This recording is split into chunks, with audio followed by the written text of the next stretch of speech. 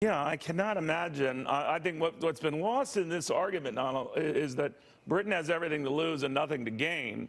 I think it's quite the opposite. I get a sense of Europe, and especially some of the just teetering on the brink of recession European economies, including Germany, they need Britain a hell of a lot more than Britain needs them.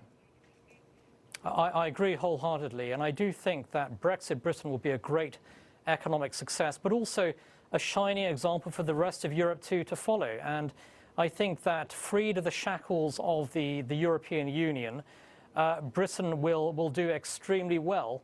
And I do think that what the leaders of the EU fear is that Brexit Britain will be such a success that other European countries will follow Britain's lead. Bingo.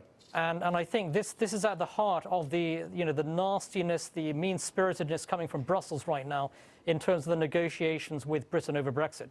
That is well put, Niall. I'm so glad I had you. Thank you very much, my friend, Nile Gardiner. So we're going to watch this vote going on in Parliament today. I do want to preface here, without everyone just sort of losing their heads and going nuts, this will be a vote to say, all right, do we just want to just cut our losses, stick to this March 29 deadline, and see what happens? The fact of the matter is there are some legitimate fears that have been raised that if you're an ex-British Pat and you're in any one of the European countries, maybe you're going to have a little bit more of an administrative problem getting back into your own country or through those other countries. There is a concern for some disruption on that front. But on the trade front, on what matters, what's got Brussels very worried is that the Brits might, in the end, go through with all of this. That's why they're worried, because Britain does this. Others will be tempted to follow. Britain does this and wakes up to see that the sun comes up, life goes on.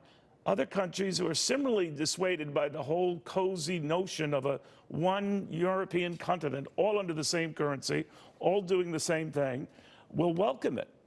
That's why Brussels is worried. That's why the European community is worried.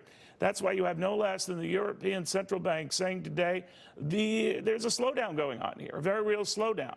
Now, they did say that they're just barely into positive territory. In other words, their economy isn't quite contracting, but it is as close as you can get to not moving.